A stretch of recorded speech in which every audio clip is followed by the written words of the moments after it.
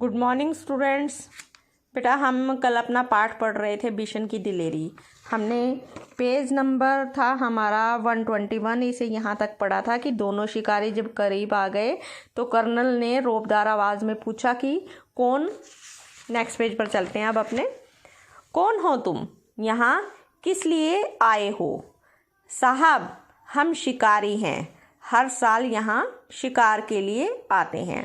जब कर्नल साहब ने उनसे ये पूछा कि आप कौन हो तो उन्होंने क्या कहा कि हम तो शिकारी हैं और हम हर साल यहाँ पर शिकार के लिए आते हैं।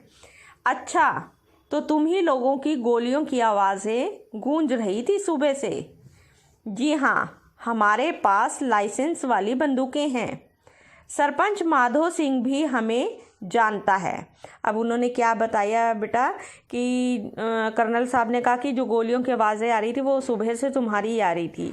तो उन्होंने कहा कि हाँ, हमारे पास लाइसेंस वाली बंदूकें भी हैं और जो यहाँ का सरपंच है माधो सिंह वो भी हमें जानता है। तो तुम हर साल तीतरों का शिकार करते हो? कर्नल ने मजाक सा उड़ाते हुए कहा। जी हाँ, तीतर भी मार लेते हैं कभी कभी। अभी अभी एक लड़का हमारे शिकार तीतर को लेकर आपके यहाँ आ छिपा है, हम उसे ही ढूंढ रहे हैं। अच्छा, तुम जो इतने सारे तीतर मारते हो उनका क्या करते हो? कर्नल साहब ने पूछा। सीधी सी बात है साहब, खाते हैं, दूसरे शिकारी ने जवाब दिया। फिर कुछ रुक कर बोला, अब तो उस लड़के को ढूंढवा दीजिए साहब, वह इधर ही कहीं छुप गया है। कर्नल दत्ता ने उनकी बात पर कोई ध्यान नहीं दिया और गुस्से से कहा, कैसे हो तुम लोग? हर साल आकर इतने तीतर मार डालते हो, कुछ को खा लेते हो और बाकी को घायल करके यहाँ तड़प तड़प कर मरने के लिए छोड़ जाते हो।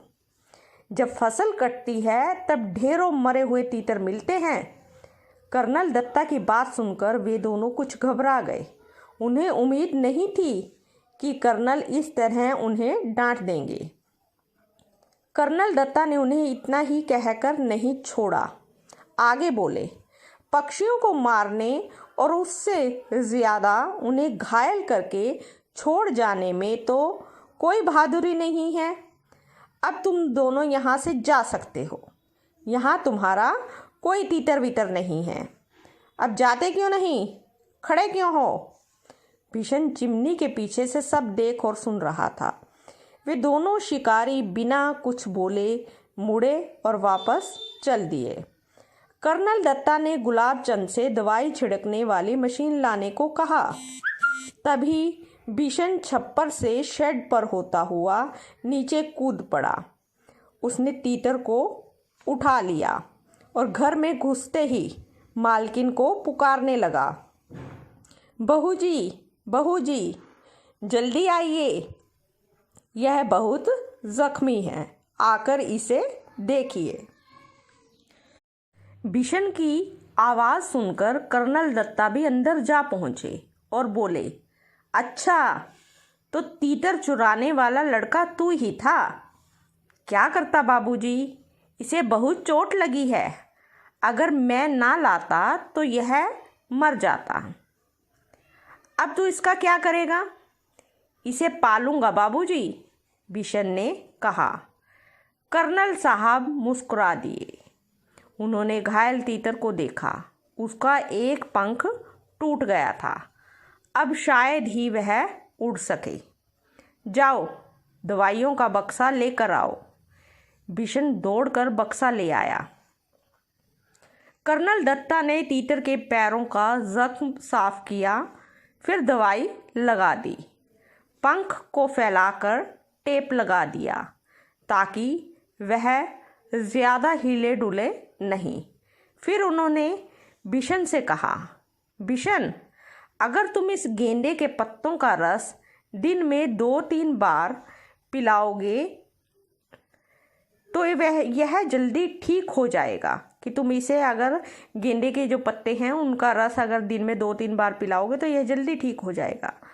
तब तक बहू जी एक कटोरी में दलिया ले आई और तीतर को दलिया खिलाते हुए बोली, इसे रोज़ दलिया भी खिलाना बिशन, तीतर को दलिया बहुत पसंद होता है, तब तो यह बिशन के पीछे पीछे ही घूमता रहेगा, कर्नल ने हंसते हुए कहा।